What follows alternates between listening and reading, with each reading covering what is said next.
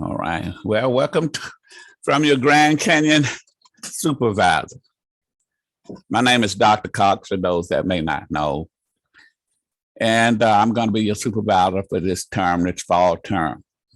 Well, the best way I found to approach this orientation is just go through the things that I've already sent you. And if you have questions about any, feel free to just step in, let me know what they might be. We're going to have a little session at the end where if you have any questions, you can ask those at that time. Well, if you can everybody see the screen and the welcome message, the letter that I sent out to you? Yes, sir. I can. Good. Well, I sent this out to everybody, number one, so they have an idea of what we're going to be doing. And of course, the session for the fall is going to either be a straight 15-week session or it's going to be two 18-week sessions, which is 16 weeks in one instance, 15 weeks in the other. And of course, the 15-week session is just one session all the way through. But the 16-week section can be a section that's in math, the first 8 weeks, and a session in science, the second 8 weeks. They could both be at the same school, or 8 weeks could be at one school, and 8 weeks can be at another school. And I also sent to ask for some little information from you, so I have an idea where you are, a good number to reach you. And I also left you a good number where you can reach me as well, and an email address. So at any time we can meet with each other. A lot of times when I try to email students at some of the schools, and some of the systems have servers that block out anything that it doesn't recognize, and the email that I use, which is a Hotmail email, it doesn't recognize. It throws it out. So I was emailing students and they didn't even know that I was emailing them, and I didn't know they wouldn't get the messages. So I was thinking, wow, nobody's responded to me. I wonder why they're not responding. And I found out that was the case. So if you email me from your school and it has my email address on it, the server will consider me as being safe. So when you email me from there, then I can get in when I email you. In other words, you can get my email from me while you're at work. And of course, my numbers are down here at the bottom. The top number is my home number, and the bottom number is my cell number. So you should be able to contact me at all times, especially at that cell number. And if you call and my wife is on the phone, normally she'll take a message and relay it to me. Now, the only time I won't answer the phone is when I'm between two 18-wheelers on the expressway, or when I'm in a meeting elsewhere. Otherwise, I'm going to answer the phone, or I will return your call because I have everybody's name and number in my phone. So when you call, it shows up on my phone, and I'll be able to return a call to you that way as well. Now, the tentative dates for your observations. You should have gotten this letter. If you didn't get the letter, just let me know at the end and I'll make sure you get one. Now I have your name and the school and location where you're located. So if you see any information on this letter that's not current or true, you let me know and give me an update and I'll make corrections on the letter. And of course, you also want to look at these dates and make sure they don't fall on a holiday or a teacher's work day, so we won't have you scheduled for an observation on one of those days. And you also should keep in mind when this semester that you want to make sure if you're in the 70-day program or the 75-day program, make sure you got 70 or 75 days available to you to complete the course. Because you never know what might happen. And I say that because we already know we're going to have holidays and teacher work days or things of that nature. But you never know when you might get sick and might have to miss a couple of days here, a couple of days there. Sometimes you get up in the morning, get in the car, it just won't start. You just never know. So what you want to do is make sure you count your days and make sure you have enough days, and make sure you have about a week or 2 days, that's in there. So if in the event something should come up, you can make up your days before Christmas, because everything ends in December. Um, Also, if you have a date, something comes up, you're out sick, something else comes up, you got to do something for the principal or something, let me know and we can make a change in these dates. They're not set in stone. We can change them at any given time. Just let me know and we'll try to rearrange your observation date. The next letter you should have gotten from me is the time logs. These are the instructions for the time logs that you get first, and after that you should have gotten the actual time logs. And the time log you're looking at right now is the 8-week time log. You use one time log for the first 8 weeks and another time log for the second 8 weeks. Now this is how the 8-week time log look like. You should have at least 35 to 40 days minimum in each of the 8 weeks, which will come up to 75 days. That's this one, this particular form. Now the other form, you'll notice it goes straight through from week 1 all the way to week 15. This is a 70-day requirement, the 15-week. Now, I wouldn't know, but you would know which course you're in and which one is required for you. So I sent both out. You used the one that you should be using. And now these are the old forms. I got some new forms in here earlier this week. I'm going to send to you as well. It got a little bit more information on that you should record other than what you see here. So I will send those out to you with the instructions for those, so you'll know what the updated forms look like. If you should lose your forms or don't get them in the email again, let me know, and I'll make sure I get those forms out to you pronto. Now, the virtual process, since with the COVID-19 and all of that going on right now, we're not allowed in the schools. So we're going to do this online. We're going to do it totally virtually. And doing so, we're going to make sure that we keep up with you and make sure we do the observations. And we're going to have 2 opportunities to get it done, or we're going to have 2 options that you can use to get it done. You can either use the option where you would just use Zoom like I'm using right now, or Google or some other platform and invite me into the classroom and I'll be there that day. I only ask that if you're going to do it that way, let me know at least 2 days ahead of time so I can prepare to meet you there, so I can be there at the time you need me there. We'll talk about that a little later. Now, before you start, send me out a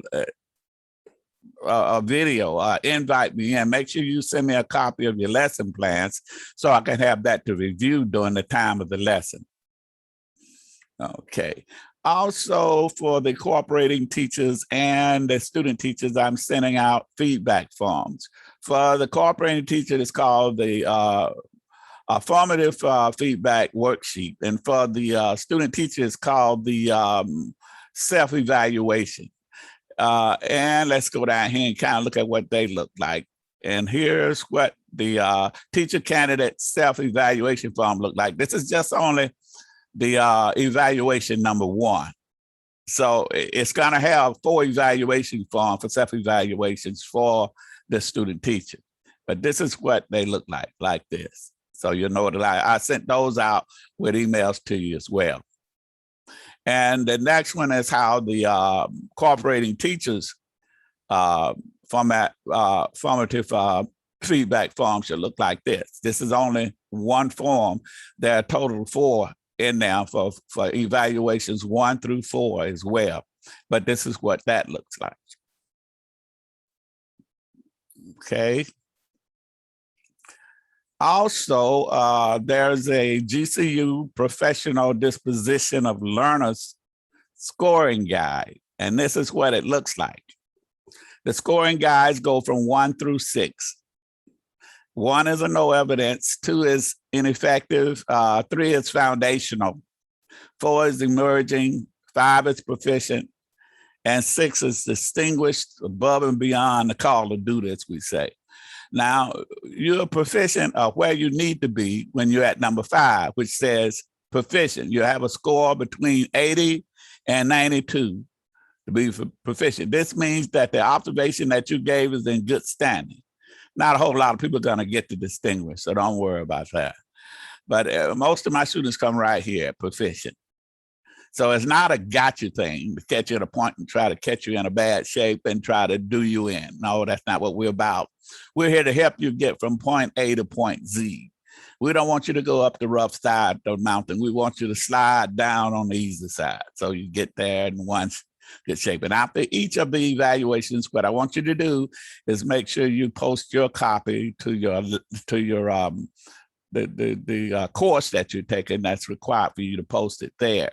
Now, you will have teachers telling you, well, you need to get your evaluation in soon, it's due or it's past. No, it doesn't work like that, because the course that they're teaching goes from one period when it starts to the period that it ends.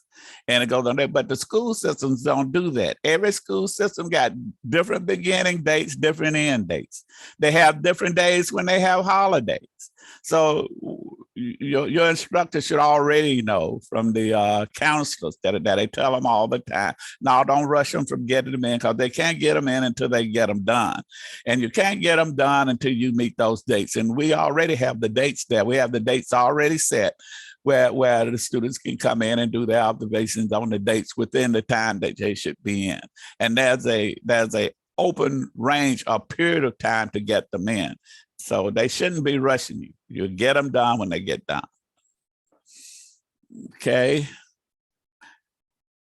And you should have gotten a copy of this too. This is the actual form that I'll be using to evaluate you each time. This is just a copy of evaluation one. There are 4 total, but it should look like this. And as you can see, you have those no evidence, 1 point to 99, 50 to 69 that are also on the form that I just showed you.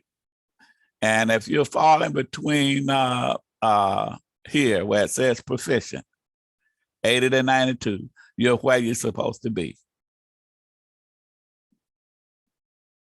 Virtual observation information, this is what we have here now. This is where we're going to talk a little bit more about how we're going to get this done. There are a total of 4 evaluations, observations that has to be done during this term for the teacher candidate. Now, some teacher candidates are in classrooms with their cooperating teacher. That's because they're novice, but you have some teachers who probably working on their masters or what have you, and they may have their own classroom, and the cooperating teacher may be in another classroom. So it's a little different from one candidate to the other. Now, one way you can do your observation is through technology, using a platform like Zoom, Google, Hangout, Meet, FaceTime, or some others. Sometimes the school district will have a platform that you can use.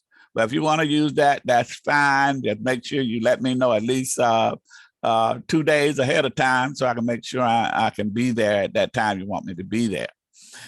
Now, that has its advantages and disadvantages, and the next one has its advantages and disadvantages as well. You have the option to just record the lesson and send it via email to me, and then I can review it along with the lesson plan. Of course, with either one of these, you need to send the lesson plan along with it ahead of time, so I'll have that while I'm reviewing the lesson.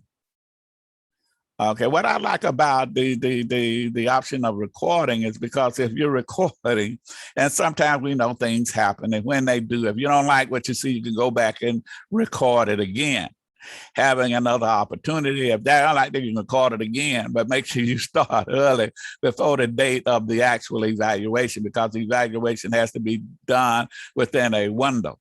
So you want to make sure you get that done and get it in, the one that you want to send in, so we can review it along with the lesson plan. Now, if you have handouts as well that goes along with the lesson, make sure you send those along with the lesson plan as well. The things that I'm looking for within these videos or in your lesson when you invite me is a formal lesson plan and anything that needs to be turned in terms of handouts or any supplies or tools that you use at that time. Also, the lesson should be a 30 to 45-minute lesson in length, and it should go from start to finish. Now, with students in the classroom, you have to get these permission slips, and you can get the permission slips for these students to get signed off by their parents at the Student Success Center site. And notice this letter that I sent you an email. It has a URL. So if you click on the Student Success Center, to take you to the Student Success Center, where you have all those resources that you can use if you need them in your classroom. I also suggest that you go to the Student Success Center and look at the sample evaluations that are there as well. And remember, your target on each evaluation is proficient. Now, the post-conference. The post-conference is what you should have after your evaluation. Now, the post-conference can be done while you're there at school. It's best to do it when there are no students in the classroom. You and your cooperating teacher can do it at that time. And just call me at the cell number that I gave you after the evaluation at your convenience, when it's convenient for you. So you'll be calling me. So when the two of you can get together and call me, you can do it at that time, and we can talk about the actual lesson. Also, at the bottom of that email that I sent out, I also have the feedback worksheets for the cooperating teacher and all 4 of the teacher candidate self-evaluations there. And now, those are not required, they're optional, but I suggest you send them in to assist, because that'll assist me in having something right down the middle of the first evaluation for you. And of course, there's my email and my phone number for my cell again. And you should have it at the bottom of each of the emails that I sent you. And there were also a few questions that came up. I decided I would talk about them here so everybody know what they were and what the answers are to those questions are. The first question was, do you have a calendar of exactly what I should do in my classroom throughout the day? And my answer is to be sure to download your student teacher manual, because that's going to have everything in it that you need to know about what you need to do in terms of this fall, in terms of your observation. It has in it the student teacher's responsibilities, and you need to know what those are. I will also be meeting with you during the virtual, what we're doing right now, to discuss any of that with you at this time. We're going to have that little question and answer period after this particular meeting. And also, the next question is, what lessons will I teach and when? And also, what exactly will I be observed during the visit? Well, during the visit, we're going to be observing you for a number of things. Those things being the classroom environment, the student-teacher interaction with students in the classroom, and the student teacher should always follow the lesson plan while they're teaching the lesson. The lesson should be at least include the following: a review of the last lesson, introduction to the current lesson, a body of the lesson with any supplements, handouts, supplies, or anything that are there. And I mean, you don't have to send me a pencil, just have the things on your lesson plan attachment sheet that has the handouts that you handed out with pencils or crayons or whatever you gave in terms of supplies. A conclusion to the lesson and the classroom management, as well as the transitions throughout the lesson. So those are the kind of things I'll be looking for. And of course, also make sure we have that conference after the observation. I have a note here. Be sure to email me a copy of your daily classroom schedule, especially if I'm going to be invited to the classroom. So I know that'll be the time that you have students there. I can kind of look and plan ahead of time. Also, make sure you email me a copy of the lesson plan. And that's pretty much all that I have for you today. Now, right now, we could go ahead and start the questions that you might have as well, what we might be doing at this time.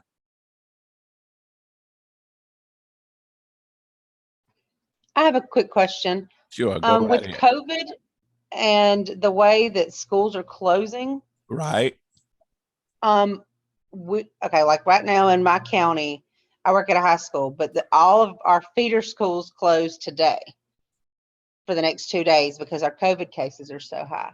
So if we close next week, how does that work? Do I now still mark it? Because I still have to virtually talk to my students. right. Just how does that work?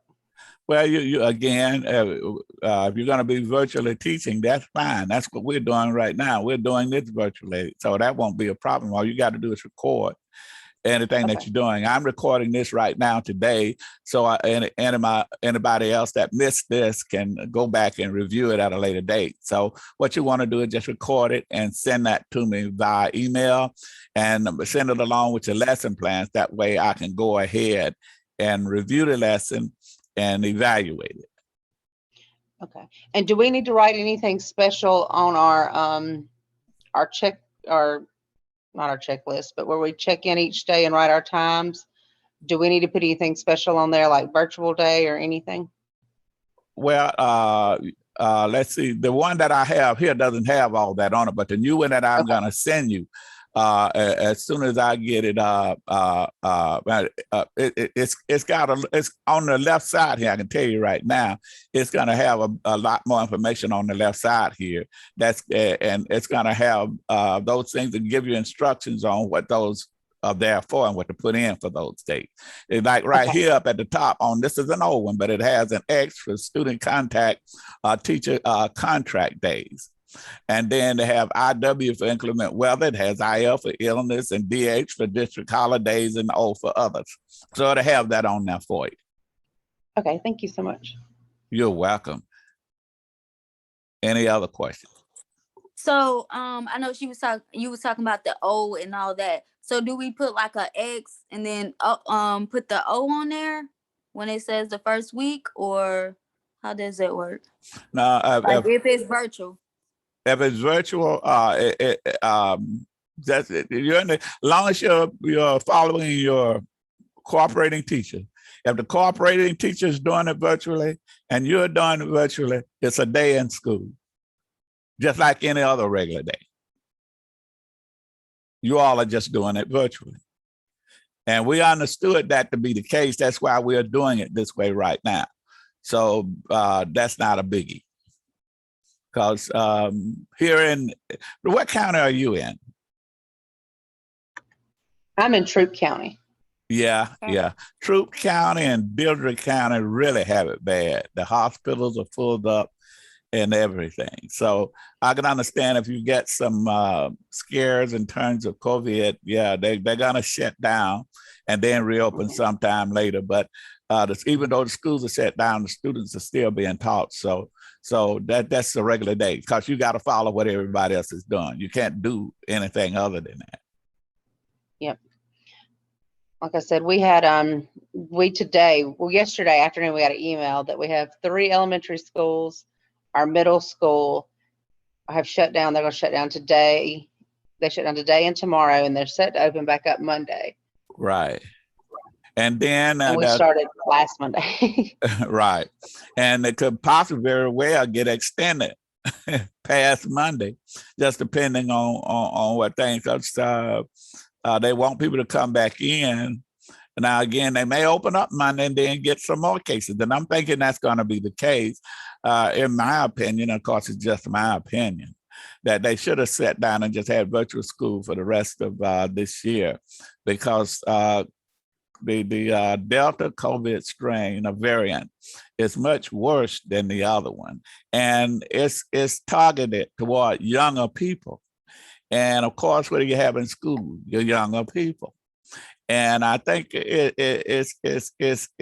schools are going to be opening and shutting down right through to Christmas. I just feel that's going to be the case, because and of course, if everybody don't wear masks and do the protocols that they need to do, we may very well get another variant between now and Christmas.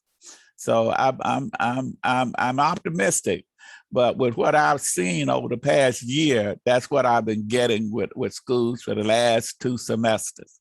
opening and shutting down. They try to open back up, and then they get. They had one school system. I can't remember the name of it, but they had 1,800 students came in Monday who tested positive. 1,800 throughout the system, and so they just had to shut down and do it virtually.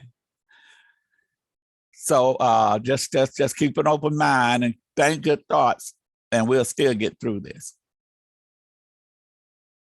Other questions?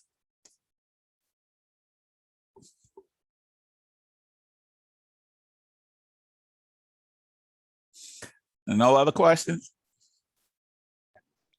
No. Okay, well, then that doesn't mean that if you can think of something later, you got my cell phone number. Just give me a call at that cell phone number and we'll talk about it at that time. How would that work? That works good for me. All Me too. right. All right, then. Well, God bless you and have a great semester. And we're going to conquer this thing. We're going to get it under control. Come to make sure you get through this. Sounds good? Yes. Sounds good. All right. Well, you all have a blessed the rest of your day and give me a call if any other questions should come up. All righty. All right. Thank you. You're welcome. Bye-bye. Bye-bye.